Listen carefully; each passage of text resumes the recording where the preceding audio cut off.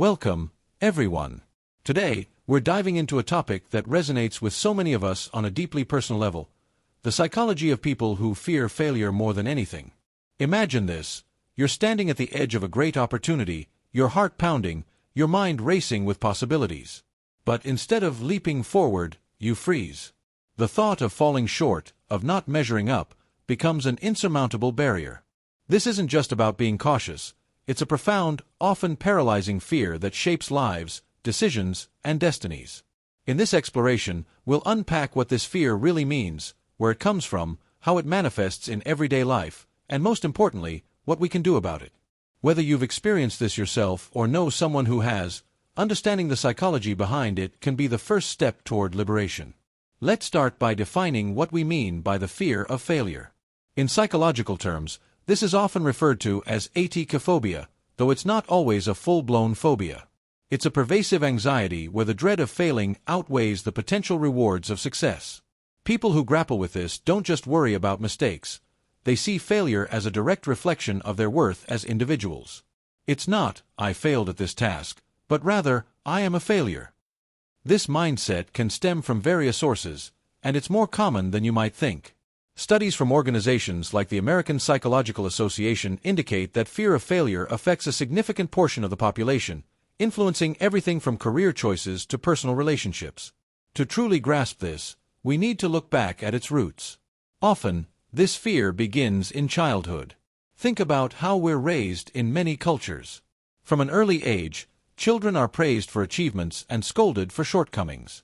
Parents, teachers, and society at large emphasize success: good grades, winning trophies, excelling in extracurriculars. If a child internalizes that love and approval are contingent on performance, they learn to equate failure with rejection. Psychologists like Carol Dweck, who pioneered the concept of growth versus fixed mindsets, explain this beautifully. In a fixed mindset, abilities are seen as innate and unchangeable. Failure, then, isn't a learning opportunity, it's proof of inadequacy. Contrast that with a growth mindset, where challenges are stepping stones. But for those wired with fear, the fixed mindset dominates, turning every risk into a potential catastrophe. Environmental factors play a huge role too. High-pressure environments, such as competitive schools or demanding workplaces, amplify this fear. In corporate settings, for instance, where promotions and bonuses hinge on flawless execution, employees might avoid innovative ideas altogether to steer clear of possible flops. Social media exacerbates this in our modern world. We're bombarded with curated highlight reels of other successes: the entrepreneur who built $1 million business overnight, the influencer with the perfect life. This constant comparison fosters a sense of inadequacy, making failure feel even more shameful. Research from the Journal of Personality and Social Psychology shows that exposure to such idealized images correlates with increased anxiety and self-doubt. But let's not overlook the biological underpinnings. From a neuroscientific perspective, fear of failure activates the amygdala, our brain's alarm system. When we anticipate failure, it triggers a fight-or-flight response, releasing stress hormones like cortisol. Over time, chronic activation can lead to burnout, anxiety disorders, or even depression. Evolutionary psychologists argue that this fear served our ancestors well. Avoiding risks meant surviving predators or scarcity.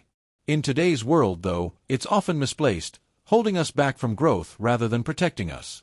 Now, as we move deeper into the middle of our discussion, let's explore how this fear manifests in different aspects of life. In education, students who fear failure might procrastinate on assignments or avoid challenging courses. They opt for safe paths, like majoring in something they're already good at, rather than pursuing passions that carry uncertainty. This can lead to regret later in life, as they wonder what could have been. In one study conducted by researchers at Stanford University, high-achieving students reported that their fear of failure prevented them from taking intellectual risks, stifling creativity and innovation. In the professional realm, this fear can be a career killer. Consider the entrepreneur who never launches their startup because the business plan isn't perfect. Or the employee who stays in a dead-end job, terrified of interviewing elsewhere and facing rejection.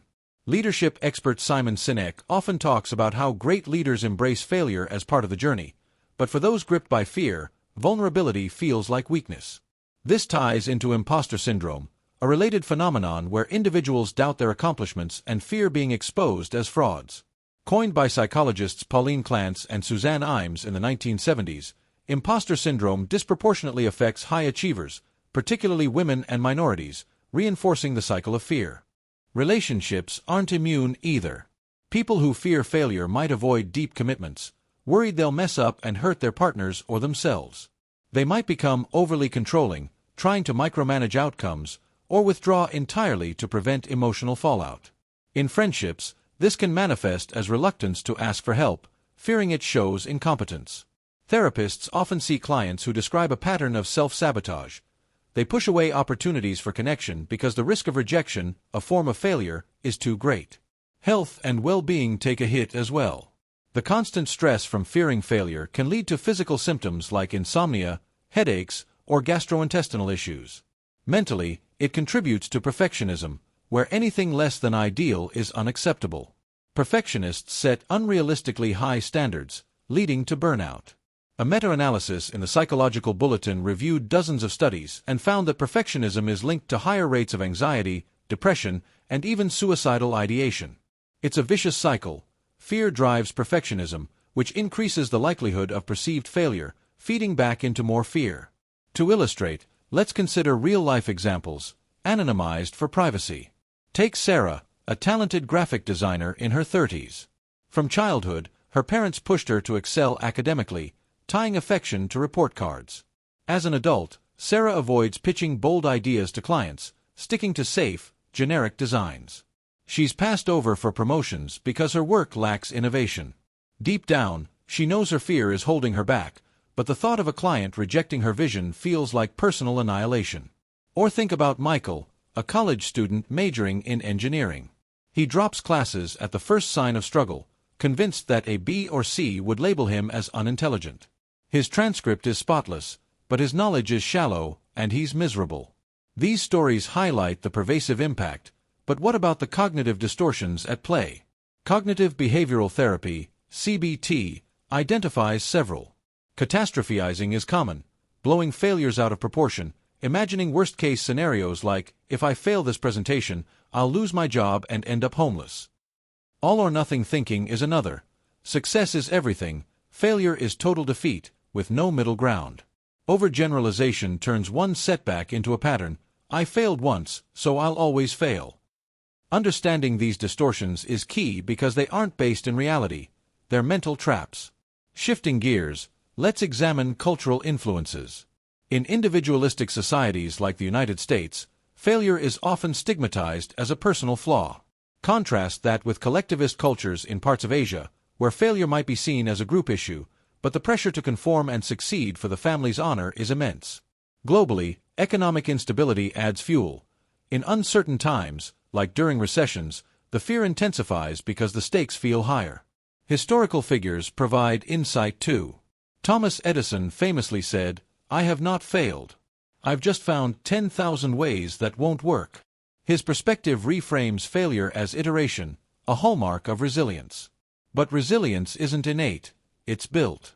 So, how do people overcome this fear? This brings us to strategies and interventions. First, self-awareness is crucial.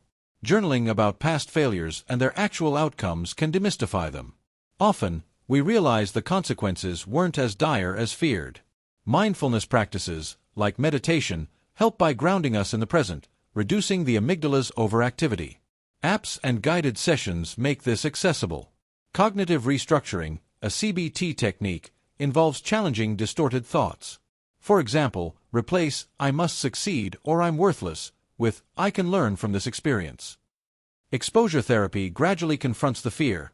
Start small, like trying a new hobby where failure is low stakes, and build up. Setting process-oriented goals instead of outcome-based ones shifts focus. Aim to practice daily rather than win the award. Support systems matter. Therapy, particularly with psychologists specializing in anxiety, provides tools tailored to individuals. Group therapy offers solidarity, showing you're not alone. Mentors who share their failure stories normalize it. Books like Failing Forward by John C. Maxwell or The Gifts of Imperfection by Brené Brown emphasize vulnerability as strength. On a societal level, we need to change narratives. Schools should teach failure as part of learning, perhaps through project-based curricula where iteration is encouraged. Workplaces can foster psychological safety, as Google did with Project Aristotle, finding that teams where members feel safe to take risks perform better. As we wrap up, let's reflect on the key insights. The fear of failure is a complex interplay of psychological, biological, and environmental factors. It roots in childhood conditioning, amplifies through societal pressures, and manifests in avoidance, perfectionism, and self-sabotage. Yet, it's not a life sentence. By understanding its mechanisms, from fixed mindsets to cognitive distortions, and employing strategies like mindfulness, cognitive restructuring, and exposure, we can rewire our responses. Remember, every great achievement in history involved failures along the way. J.K. Rowling's Harry Potter was rejected by 12 publishers. Michael Jordan was cut from his high school basketball team. These icons didn't fear failure less, they learned to navigate it. If you're someone who fears failure more than anything, know this: acknowledging it is the first victory. You're capable of growth, and the world needs your unique contributions, imperfections and all. Thank you for joining me on this journey into the psychology of fear of failure. If this resonated, share your thoughts below. Have you overcome this fear? What helped? Let's build a community of resilience. Until next time, embrace the possibility in every attempt.